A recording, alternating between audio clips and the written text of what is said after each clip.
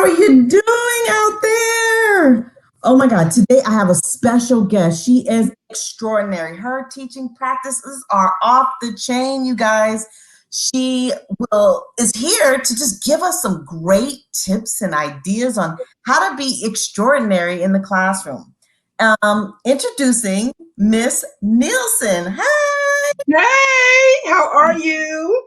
I am wonderful, Miss Nielsen. Tell us a little bit about how great you are. Okay, well, yes, I I can say that I think I'm pretty awesome. In the sense that I enjoy what I do. I live teaching. I live it 24/7. So yes, I'm Doria Nielsen. I have been educating for 31 years. I had the privilege of owning my own private school for 4 years in Idaho.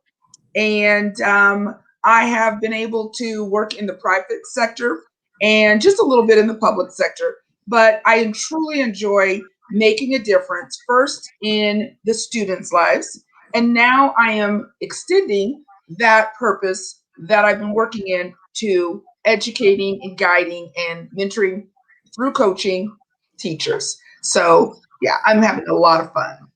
I cannot wait. You know, she is an extraordinary mentor and coach as well. So I brought her on because I saw some of these great tips and techniques. I said, you know what? You have to show my people. They need to know how extraordinary you really are. So luckily, she said yes. Yes, I did. So we brought her on to share some strategies with you. So if you have any other questions other than that, we're going to dive right in and I'm going to bring up her presentation and we get to see and learn from her great strategies. So all righty. Tell us, what is student-centered strategies and what are you using or what are you mentoring or coaching other teachers to use? Okay, well, student-centered, that's the most important part of that entire phrase, is that I make sure that in the classroom, everything is geared toward the students. So that, first of all, means that you must meet the student right where they're at. So with the student connection, I try very hard to make sure that the students understand that I am there for them. I first allow them to understand that my room is a safe haven, that there will be no bullying, there would be no laughing at them, but laughing with them, and that it's okay. And it is my favorite thing part of the day is to answer questions. If they don't ask questions, I can't do my job. And I say that along with, I tell other teachers that as well, as when they come in to visit and things, it's, I need the questions so that I can help guide you to where you want to be. So with student connections, I start with the social emotional, and I start with asking, I always give all the students a, a learning style test because it's important that I'm not standing in front of the class and just telling them, you're going to learn the way I teach or the way I learn, because that's not going to work for everyone.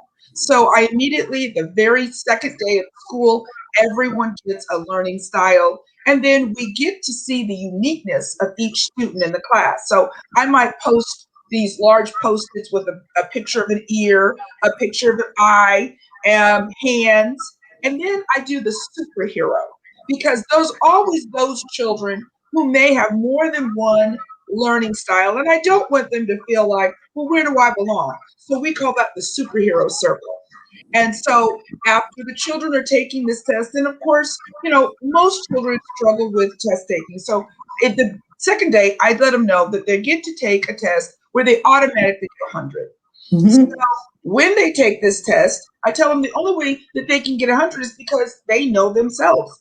I need to know who they are. So they'll take the test and then they go about standing next to the poster that illustrates their highest learning style score. Oh my gosh, you are, just bringing back just some fun things and, just students being able to identify themselves early on. That's kind of a big deal. Most teachers really don't get into that until later on, but for you to dive into it right away, I think that's amazing. So yeah, you know what? It really is, Cassandra. I'm amazed at, I'm teaching 4th through 8th right now. And it's amazing to see a fourth grader who says, well, Miss Nielsen, the anchor charts in your room are for me because I'm visual. I learned, and you told me it's not cheating if I need to look at the posters because they're there for me.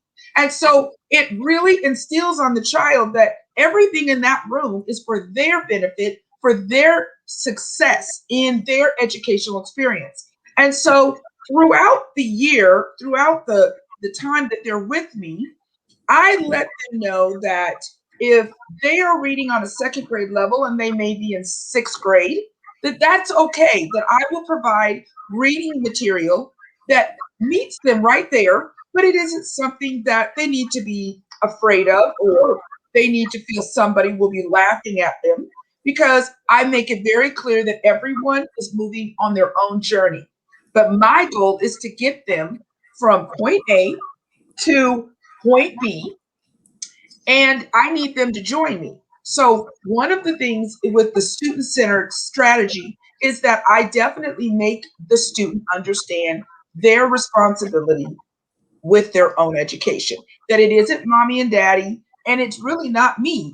It's they need to want to do well, but that I'm their brain coach and I am here to help them in any way I can.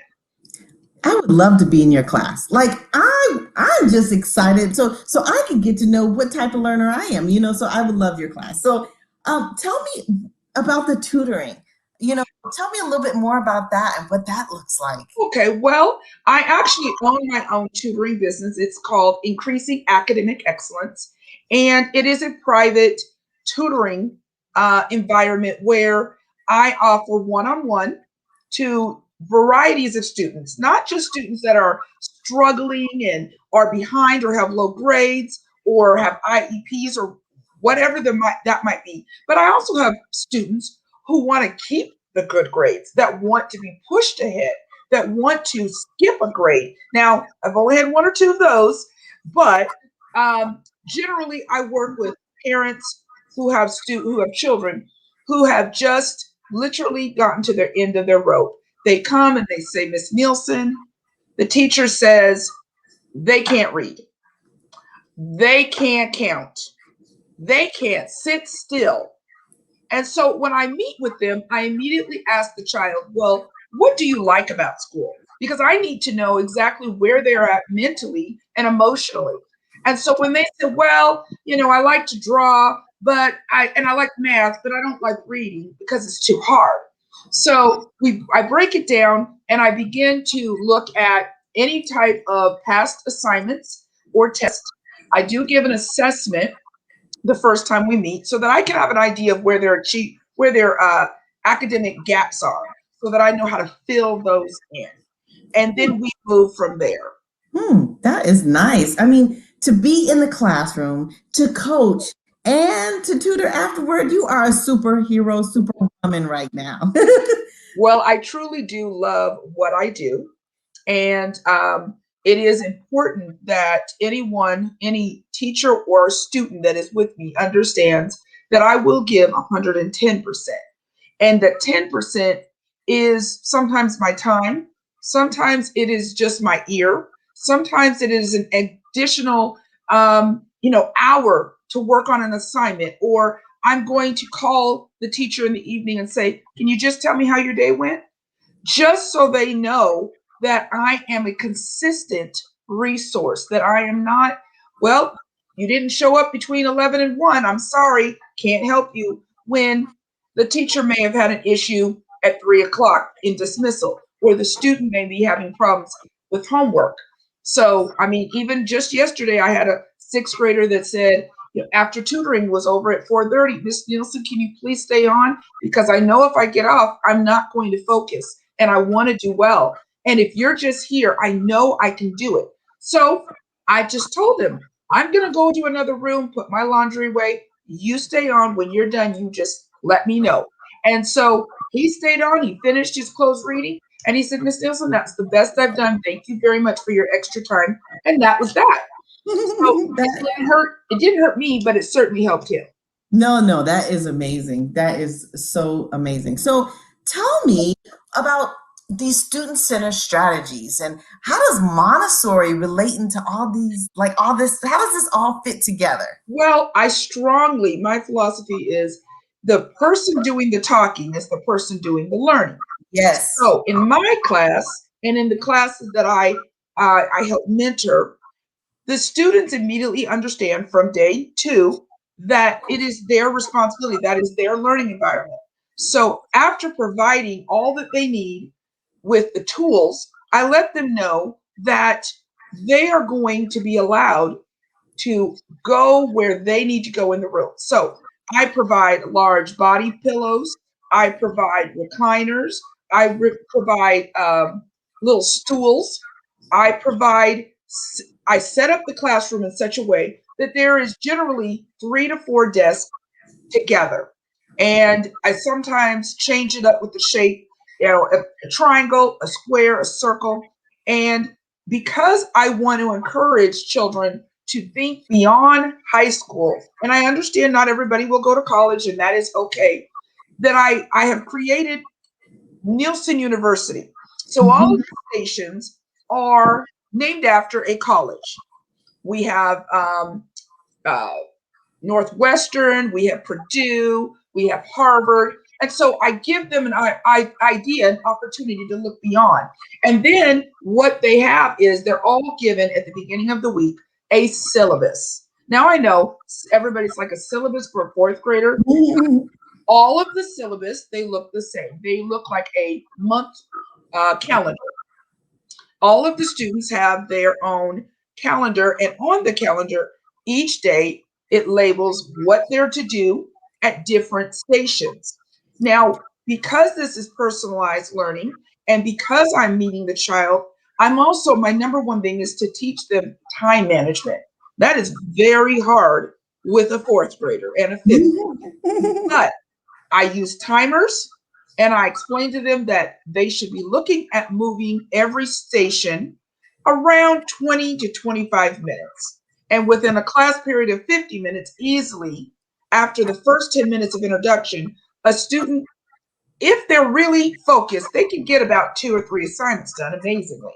So the children are allowed to move. There is no rules of you move here, you move here. No, no, no, you're in this color and you're in that color. No, no, no. So the children all start at whatever center they want to come in. When they come into class, they sit. However, the rule is because it's college, they all have their own little badges. And so we have juniors and freshmen and sophomore and seniors. And because we have some students that are advanced or more advanced than the typical student, I have now created the graduate program so that they have a place to also look to getting to. And so the children understand that just like in real college, when you register for classes, if you register too late, you're going to be left out because all the seats are full. So if there is a station that they wanted to start on, for instance, vocabulary, which tends to be the easy one, and they look over it, oh, they're all full, then they know they need to look at their syllabus and choose a different center to go to. They also learn that maybe not always going with your friend is the best thing because my friend won't help me.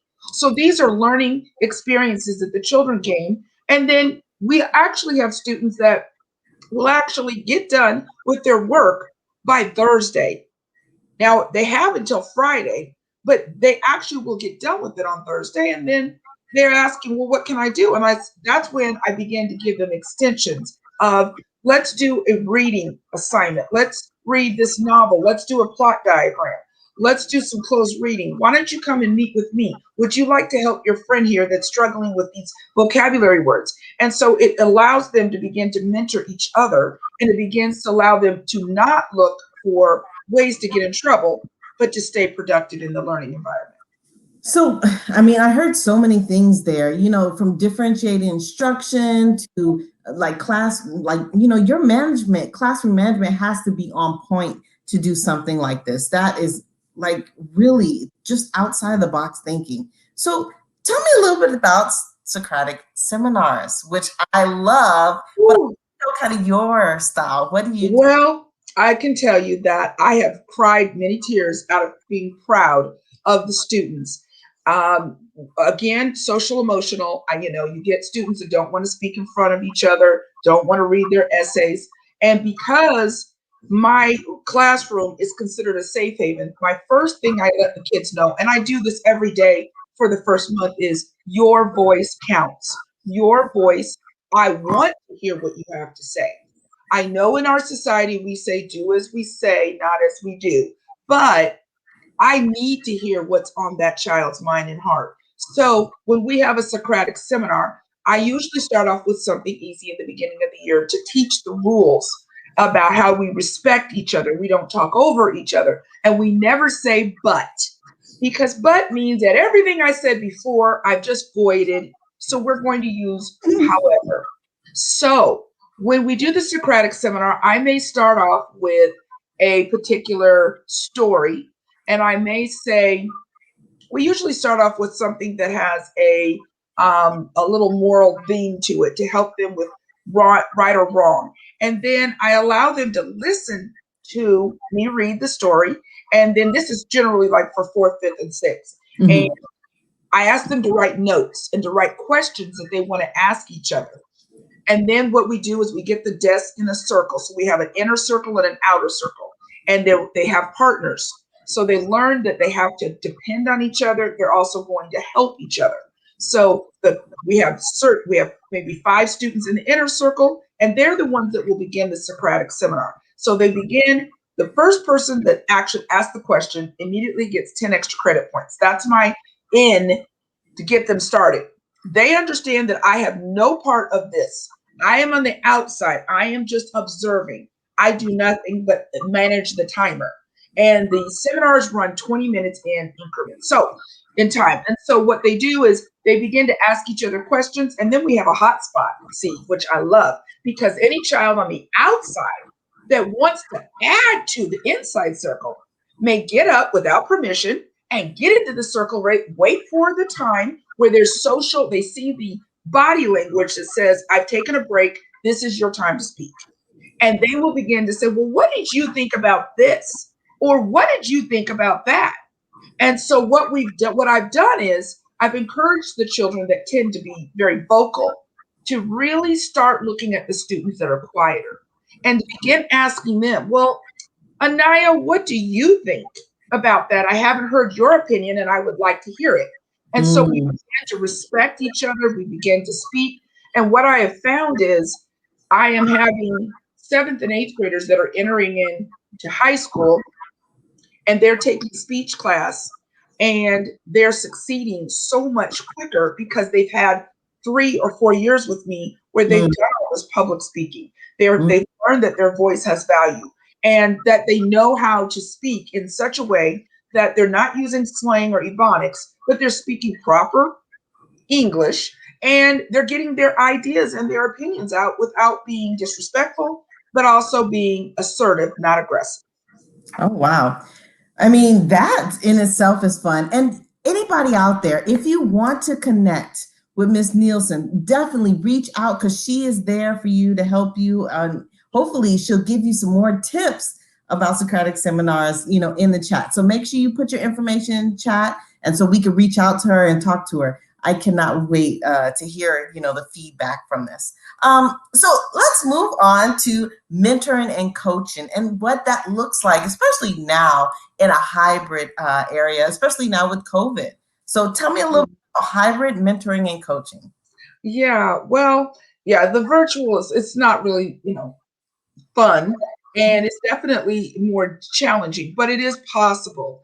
And so with right now, with where I'm at, I'm able to mentor those new teachers. I keep my door open and they know that they can come in, ask questions. I do have a couple of coworkers that when they have a break or there's somebody else in there, like a Title I teacher, they will come and sit in the back of my class just because they want to be able to see what I'm doing and then ask questions and then possibly try it on their own. And so I enjoy being able to guide and assist teachers who have come out of college and have this textbook idea of little Sally and little Bobby are going to sit nicely with their hands crossed and you're going to do everything. And then we find out, no, Jimmy is throwing the pencils and Tommy is, picking on Sally. And so I guide them through classroom management. I do my best to listen to what their concerns are and then lead them through the process of resolving it through trial and error and questioning. And so it has been very beneficial in that I believe that when a teacher is heard, a teacher is able to then move to the next step. And so the teacher led classroom is generally the safe way for a teacher to teach because they have the most control. But it isn't the most beneficial for the children. So when I'm coaching, I'm constantly giving out little tips of why don't you create a center just for math? We'll do some foundational math skills here. And let's see how many students want to gravitate over there. Or why don't we use this period of your day where the kids are on the floor and they're allowed to sit in circles or sit with their buddies and read. And let's see how that works. Let's do that for a couple days. So I try to throw out little tidbits, but it's getting to know the teacher and then being able to move into that safe zone where they trust you and understand you're not leaving them out, hanging off the cliff, but you're there to help them guide them to the next step. Yeah, I think that's such a great point is not only can you like mentor them, but they can always see what it looks like if they come to your classroom. And the fact that you have your door open just makes it that much more like, you are just available. So, I mean, that's so helpful because many times teachers do want to see what it looks like in action to see if they want to implement in their classroom. So I think that hybrid idea is great and it definitely works for definitely some schools. Yeah, yeah. I think it is very successful when you have somebody that's teaching side by side and that teacher just happens to be the coach as well because they can not only just imitate and show by role modeling, but they're able to say, you know what?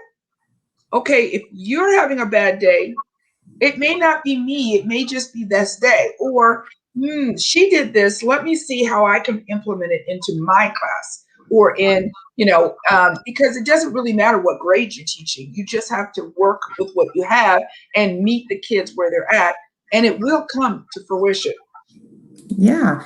So, I mean, is there anything else? You have a knowledge base of so many great strategies and ideas. Is there anything else you want to share with our community?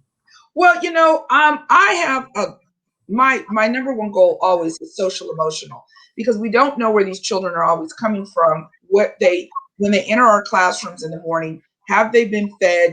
Were they just screamed at? Are they clean? And so for me, it really is. If you want to see your academic scores go up, if you want to see these children become independent learners, if you want to have a classroom where the children aren't screaming and throwing, erasers and markers, and you're not screaming at the top of your lungs, it's always best to get to know your students.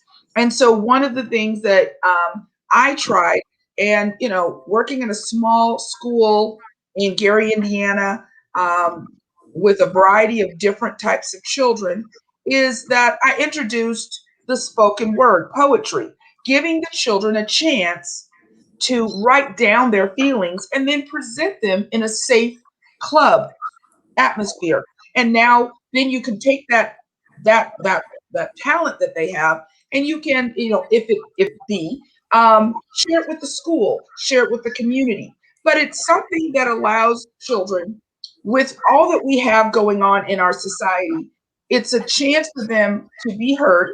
You can teach your writing skills, reading, but it's also a chance to just get them to understand that we truly are here. We're not just here to say, sit down, do this, complete this assignment, now get out.